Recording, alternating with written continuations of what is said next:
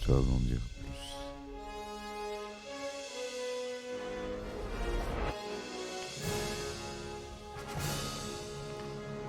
Eh ben attendez, on est en France. Allez, cul sec. Hop.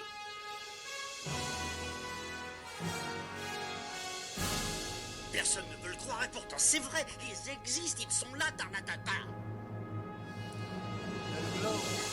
Glow. Il faut qu'on pète.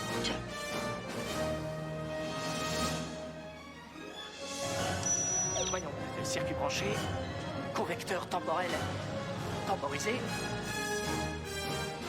Bonjour, bienvenue sur Histoire d'en dire plus. Aujourd'hui, on s'attaque à un film avec Bruce Willis. Un film méconnu de lui, je trouve, qui fut un échec commercial. Enfin, relatif, en tout cas aux États-Unis. J'ai nommé Hudson Hawk, Gentleman et Cambrioleur. Allez, c'est parti mon kiki.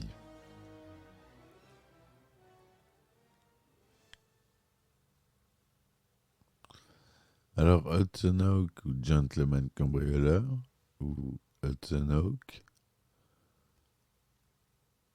en anglais, est un film américain réalisé par Michael Lehman et sorti en 1991. L'action du film s'appuie notamment sur des effets issus des cartoons, incluant des effets sonores qui donnent au film une note surréaliste. Le scénario mélange des théories conspirationnistes, des sociétés secrètes, des mystères historiques, ainsi que des gadgets à la James Bond, inspirés de films parodiques comme Notre Homme Flint en 1966, où jouait déjà James Coburn. Le film met en vedette Bruce Willis et Andy McDowell dans les rôles principaux. On a Danny Aiello, James Coburn qui fait son retour, Frank Stallone, Richard Grant et David Caruso qui joue un méchant dans le film, un méchant que j'adore, qui est marrant, qui est muet. Voilà, et donc l'une des intrigues récurrentes du film, c'est que Hudson et son partenaire, Five Son, Aiello, chantent des chansons en même temps mais séparément afin de chronométrer et de synchroniser leur exploit. Les duos Willis-Aiello, de Swinging on a Star de Bing Crosby ou de Side by Side de Paul Anka figurent sur la bande originale du film. Et donc, comme je le dis, le film est un énorme échec critique aux États-Unis, ne rapportant que 17 millions de dollars et remportant 3 Razzies. Alors, les Razzie Awards, c'est l'inverse des Oscars. Hein. Quand on en remporte, c'est pas bon signe en général. Donc, celui du pire film. Mais il a été mieux accueilli à l'étranger, où il a rapporté plus de 80 millions de dollars pour un total mondial de 97. Donc vous voyez, il est rentré dans ses frais au final. Et c'est vrai, parce que c'est pas un mauvais film, mais je comprends pas pourquoi le public américain n'a pas saisi les subtilités de ce film, qui est vraiment sympatoche. Voilà. Donc Eddie Hawkins, Hudson Hawk, en raison des vents vivifiants de l'Hudson, c'est Hudson Hawk, c'est les vents vivifiants et Hawk, c'est le faucon.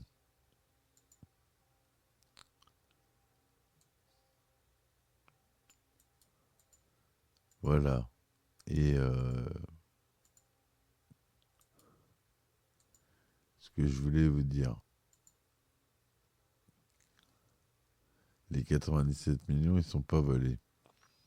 C'est donc Eddie Hawkins, un maître du cambriolage, du vol de coffre-fort, qui a un penchant pour l'utilisation de solutions de basse technologie contre les systèmes de sécurité de haute technologie et pour la conduite de ses cambriolages avec un timing précis et synchronisé, révélé plus tard comme étant un solide catalogue de musique mémorisé que lui et son partenaire chantent en même temps que lui pendant le travail.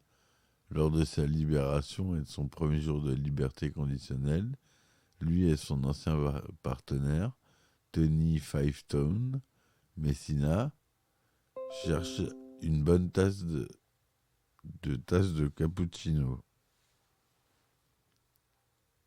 Bien qu'il soit interrompu à plusieurs reprises avant de le faire, Hawk finit par céder et procède à la mise en caisse des œuvres d'art. À l'insu de Hawk, ces maîtres chanteurs sont tous manipulés par la société américaine Mayflower Industries, dirigée par les époux Darwin et Minerva Mayflower et leur majordome Alfred. Basée à l'Esposizione Universale Roma, la société cherche à s'emparer du monde en reconstruisant la Macchina dell'Oro, une machine inventée par Léonard de Vinci qui transforme le plomb en or, un assemblage de cristaux nécessaires au fonctionnement de la machine et caché dans diverses œuvres d'art de Léonard. La maquette de Sforza, le Da Vinci Codex et un modèle réduit de l'hélicoptère de Vinci. Sir Anna Baragli est un agent d'une agence secrète de contre-espionnage du Vatican qui travaille avec la CIA pour aider la mission de Hawk à Rome, tout en ayant l'intention de déjouer le cambriolage de Saint-Pierre. Elle est jouée par Randy McDowell, qui est magnifique dans ce film. Après avoir fait exploser un commissaire-priseur pour dissimuler le vol de Sforza, les frères Mario emmènent Hawk dans une ambulance. Ils plantent des seringues dans le visage d'Anthony. Mario tombe de l'ambulance sur un brancard et ils essaient d'écraser l'ambulance alors qu'ils roulent à toute allure sur l'autoroute. Les frères sont tués lorsque l'ambulance s'écrase. Immédiatement après, Hawk rencontre George Kaplan, chef de la CIA, et les agents au nom de code barre chocolaté, Snickers, Kit Kat, Almond Joy et Butterfinger, qui les l'emmènent chez Mayflowers. Hawk réussit à voler le Da Vinci Codex dans un autre musée, mais refuse plus tard de voler le design de l'hélicoptère. Tommy Five Stone simule sa mort pour qu'il puisse s'échapper. Ils sont découverts et attaqués par les agents de la CIA. Kaplan révèle que lui et ses agents ont volé la pièce et que, contrairement à eux, ils n'ont aucun mal à les tuer et les gardent. Hawk et Tommy s'échappent lorsque Snickers et Almond Joy sont tués et poursuivent les agents restants. Kit Kat et Butterfingers emmènent Anna au château où la Machina dell'Oro est reconstruite. L'affrontement a eu lieu dans le château entre les agents de la CIA restants, les Mayflowers, et l'équipe composée de Hudson, Fivestone et Baragli. Kit Kat est tué, Butterfingers sont tués par Minerva, mais Kit Kat libère Baragli avant qu'il ne soit tué. Hawk réussit à voler le Da Vinci Codex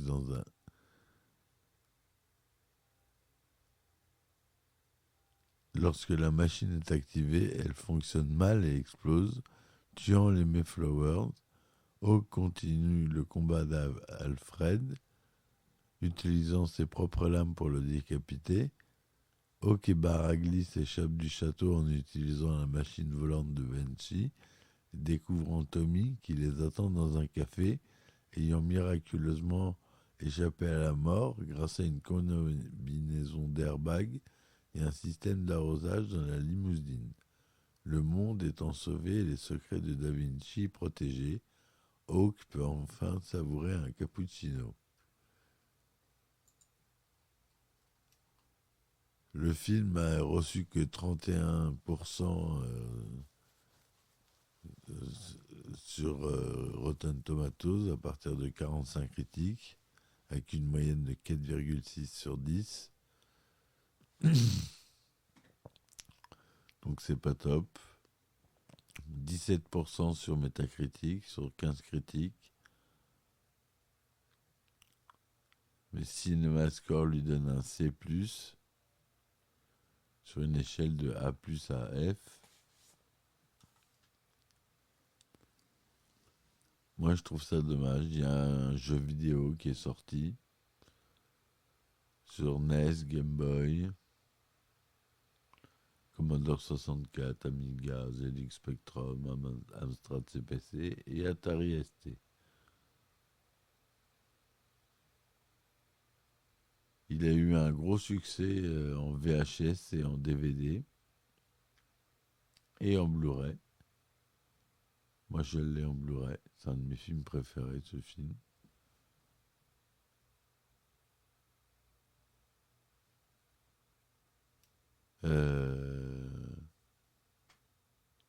Il a été aussi nominé dans les Stinkers Bad Movies Awards en 1991 comme le pire film.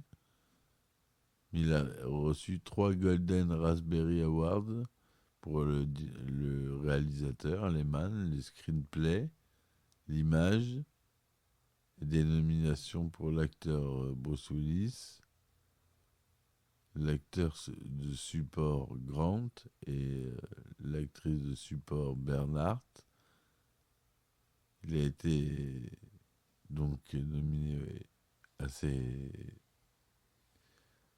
ce award-là, ce qui est pas mal. Et il est devenu culte au fil des ans. Il s'est construit une petite réputation.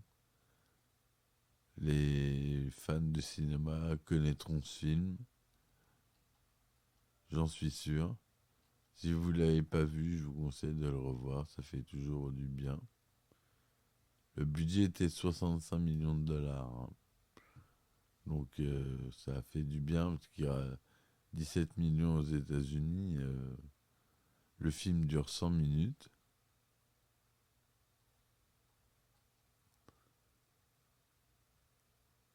Il a été monté par Chris Lebenson et Michael Tronick.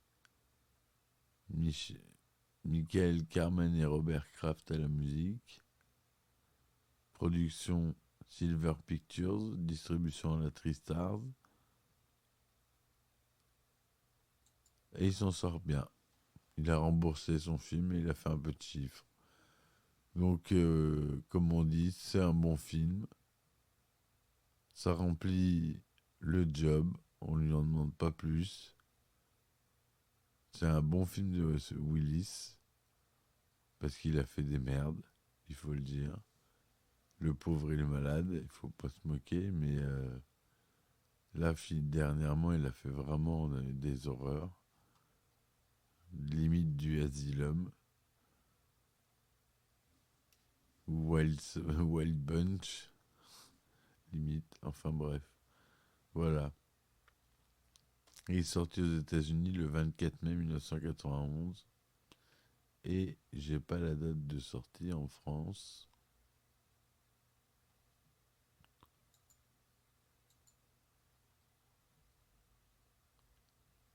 Non, j'ai pas la date de sortie en France.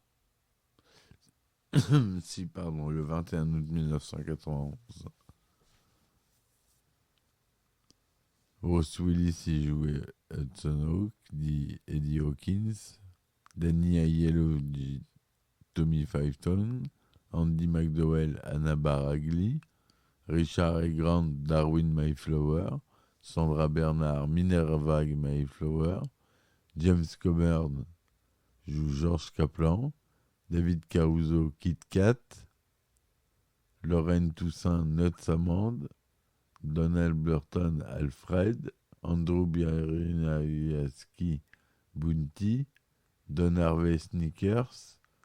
Leonardo Cimino, le Cardinal. Frank Stallone, César Mario. Etc., etc.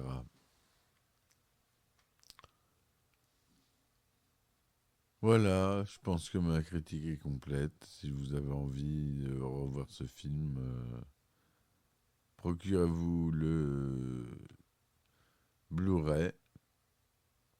J'ai pas trouvé en 4K encore. Il est en 1080p. Mais bon, c'est toujours ça de prix. Et puis c'est bon, c'est pas un film avec un spectacle qui mérite la 4K. Voilà, je vous dis à très vite. Merci de me supporter sur mes différentes plateformes telles que Tipeee, Patreon et Ulule. Je vous dis à très vite pour une nouvelle chronique.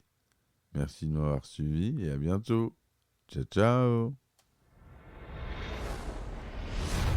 Histoire d'en dire plus.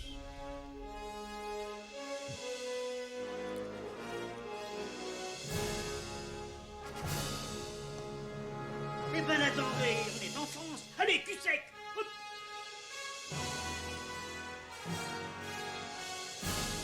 Personne ne veut le croire et pourtant c'est vrai, ils existent, ils sont là, Tarnatata.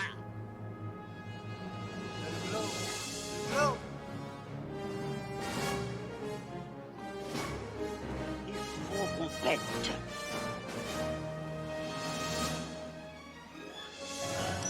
Voyons, circuit branché, correcteur temporel temporisé,